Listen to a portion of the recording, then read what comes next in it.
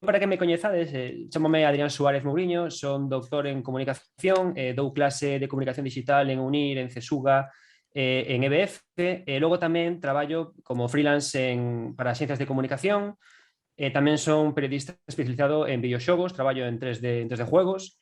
Entón, bueno, teño bastante experiencia en temas de comunicación. Na parte de YouTube, en concreto, eu o que traballo é con marcas. O que máis vos interesa en realidade é como planificar unha campaña de YouTube, como poder acertar cos vídeos e como conseguir máis alcance. Vin que nalgúnas das preguntas que me puxechedes, nas que vos mandaron youtubeiras, algúns me preguntabades como conseguir un vídeo viral, vale? Personalmente, se ides traballar nisto, o mellor é que pensedes máis na estrategia, no pouco a pouco, na orientación e en medir e en interpretar os datos. Na miña experiencia, un vídeo viral consíguese cando traballas con máis redes sociales, cando estás en contacto directo con xente con moitos seguidores e esas persoas fan retweets ou comparten as cousas. É dicir, ten unha parte máis potente de coñecer a xente e de facer cousas fora de YouTube que dentro.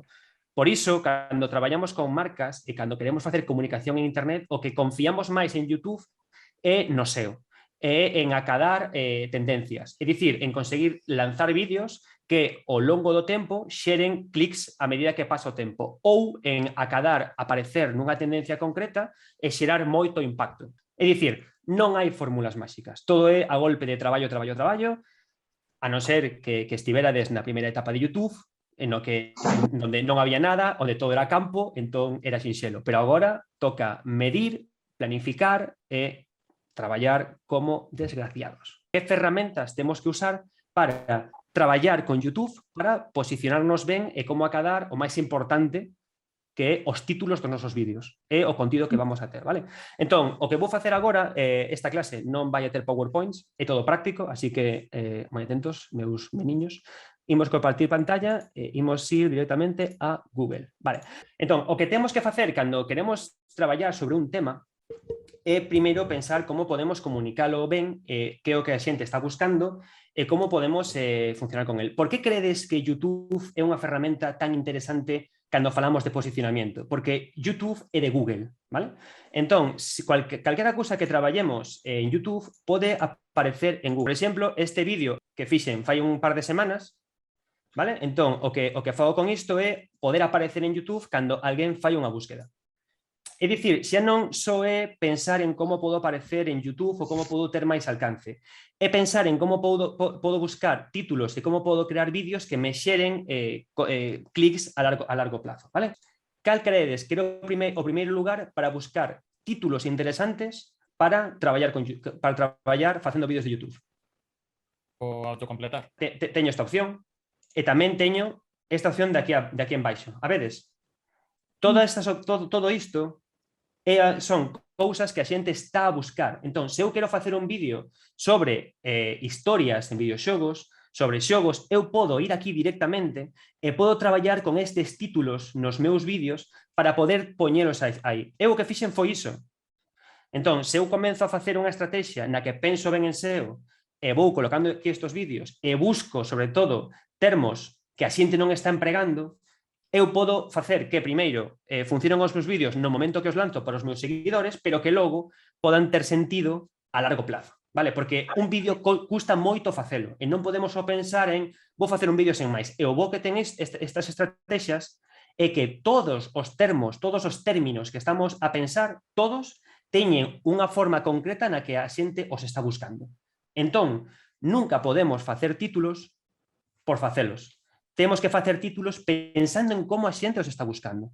Entón, se eu comenzo a facer unha estrategia na que penso ben en SEO e vou colocando aquí estes vídeos e busco, sobre todo, termos que a xente non está empregando, eu podo facer que, primeiro, funcionen os meus vídeos no momento que os lanzo para os meus seguidores, pero que logo podan ter sentido a largo plazo. Vale? Porque un vídeo custa moito facelo e non podemos só pensar en vou facer un vídeo sen máis. E o bo que ten estas estrategias é que todos os termos, todos os términos que estamos a pensar, todos teñen unha forma concreta na que a xente os está buscando.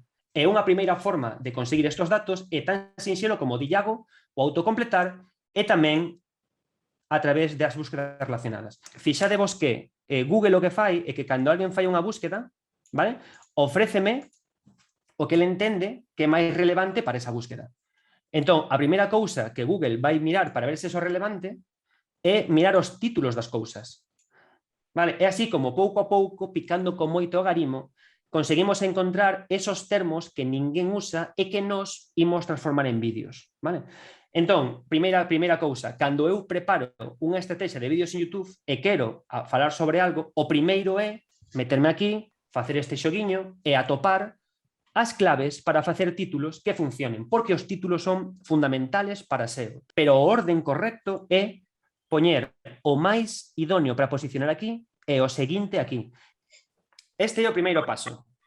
Buscar títulos sexys, títulos atractivos, tanto en Google como en YouTube. ¿Vale? Google Ads, para empezar, é unha ferramenta que ten unha das características máis atractivas de todo, sobre todo para os freelance, que é gratis. ¿Vale? Google Ads podedes metervos dentro, podedes vos registrar, é a ferramenta coa que creamos anuncios en Google. ¿Vale? Eu, a través desta ferramenta, podo crear anuncios na red de búsqueda de Google, que aparecerán aquí. Se eu busco agora, bueno, igual se non aparece porque fixe moitas búsquedas, pero se eu busco abogado en A Coruña, vedes que aquí pone anuncio? Vale, entón, estos anuncios que hai aquí en Google créanse todos a través de Google Ads, vale? Entón, que quere Google Ads? Google Ads ten no seu interior ferramentas que me dá análisis de tráfico para que os anunciantes que pagan para facer anuncios o teña máis fácil para encontrar e para cadar os términos clave para poder vender os seus produtos. Como funciona Google Ads? Ti o que fas entras aquí, fas un anuncio e puxas por palabras claves. Por exemplo, ti dis, eu quero aparecer con abogado Coruña, estou disposto a pagar 3 euros, ¿no? Entón, en función do que outros paguen, aparecerás máis arriba ou máis abaixo. Uso as ferramentas de Google Ads para buscar datos de búsquedas no propio Google de SEO. Vale.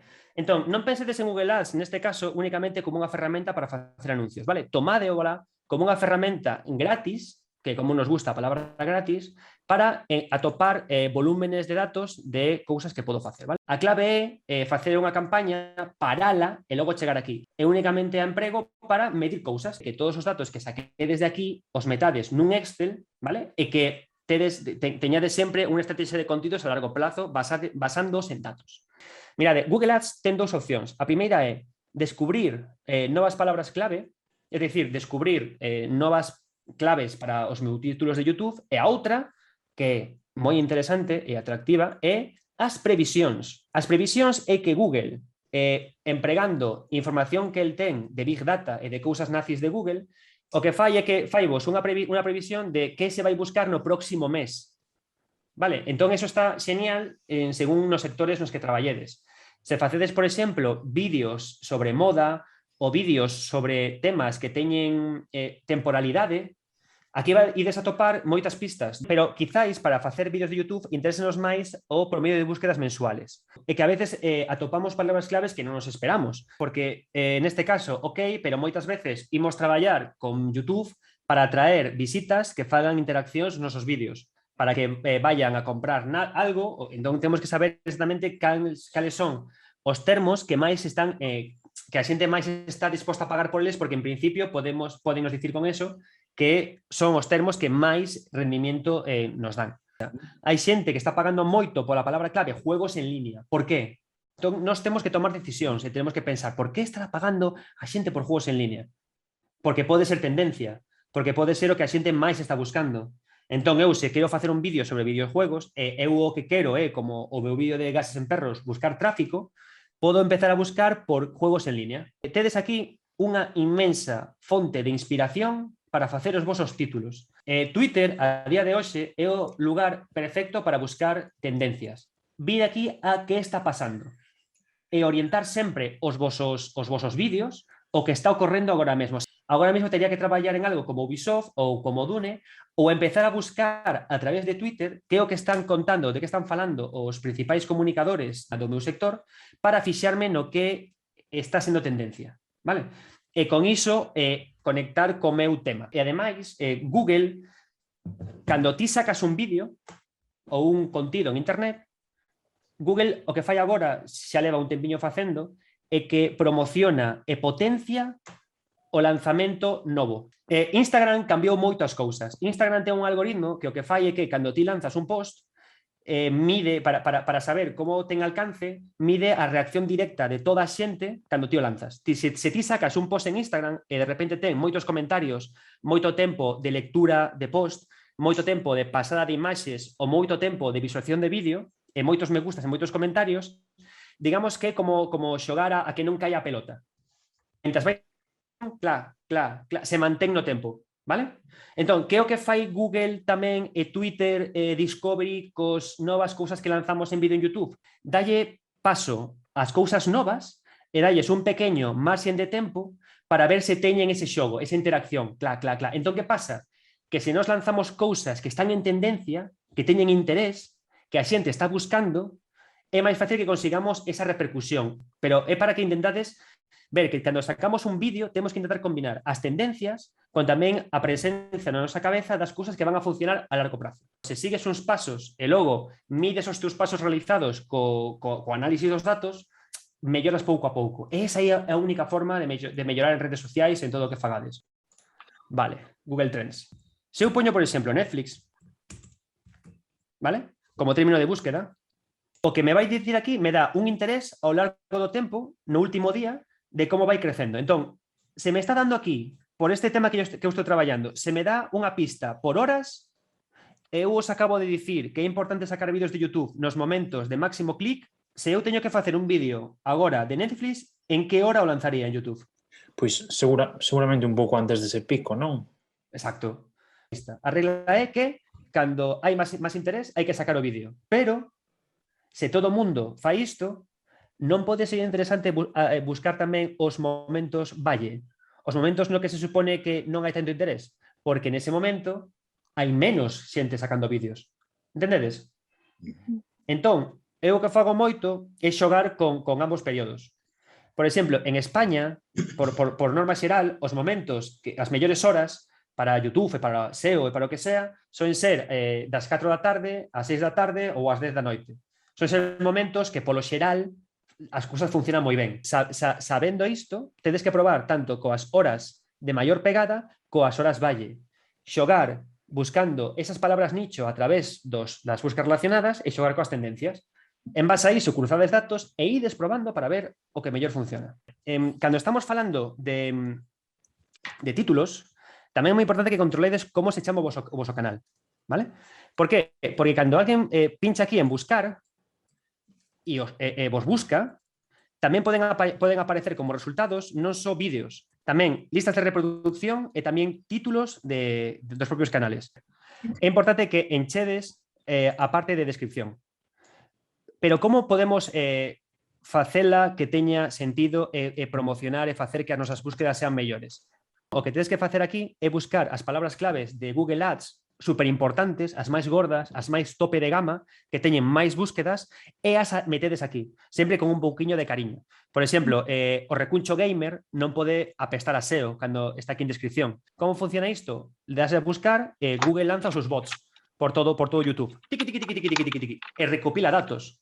Entón, se eu teño os vídeos moi centrados en algo, se eu teño a descripción coas miñas palabras claves, e eu teño no meu título exactamente a miña palabra principal, é moito máis fácil que Google me dé como resultado eu, e a xente me atope xente que antes non me coñecía, vale? Entón, por iso é tan importantísimo o tema da descripción. Hai que enchelo ata o final, a tope, porque necesitas que cando lances un vídeo a xente este pendente e toque moito o vídeo, vale? Fundamental esa cousa, de acordo? A partir de agora, como ides chamar as vosas listas de reproducción? De onde ides sacar a inspiración? Vale? Todo isto que vos estou contando non quere dicir que todo teña que ser puramente deseo, pero sí que tedes que saber, e agora analizar, sempre que escribades algo, saber como vai funcionar iso. É dicir, este artículo, este texto, ou estou a facer moi dende o corazón. Non vai funcionar para SEO, vai ter pouco golpe ao largo plazo. Este sí que vou para SEO. Perfecto, este sí que sei que vai funcionar. Por iso, se imaginade que estemos nesta canle Barquibu, que tamén é temas de perros, eu aquí non lle poño, por exemplo, onde pon que alimentos poden comer os perros e cuáles non. Eu aquí non lle poño alimentos. Directamente escríbolle unha búsqueda importante para poder aparecer cando alguén me busca. É dicir, todo o que poño é objetivo de SEO. Vale? E as listas son moi cómodas para isto, porque nas listas pouca xente se mete. Vale? A xente normalmente vai a subidas ou buscas cousas que temos por ali. Entón, son momentos moi interesantes para poder traballar co SEO. O que Google os mide é se sodes mellores que o vídeo pasado. E iso é importante. Pouquiño a pouquiño ir subindo para poder chegar a ser mellores que antes. Vale? Entón, hai unha parte moi interesante na parte de estadísticas que está aquí, que tamén tedes que mirala moitísimo. En estadísticas tamén nos conta como estamos a funcionar con nosos vídeos. Estos datos que nos da aquí del mayor número de visualizaciones y de tiempo de visualización o tenemos que contrastar con la parte de Google Trends que os enseñé. Porque desas dúas formas podedes saber cando me ven máis os meus vídeos e o combino con cando vexo que a xente está buscando cousas. Vale? Bueno, cerramos xa, que son E5. Moi ben. Estiveches ben, aprendiches cousas, pasámoslo ben. Estivo moi guai. Sí. Vale, lembrade que é o que di Iago, é o tema de probar, e hai moitas cousas que só ides a aprender a golpe de probar e de experimentar e de encontrar o vosso propio camiño. Pasade unha moi boa fin de semana e grazas por estar aquí.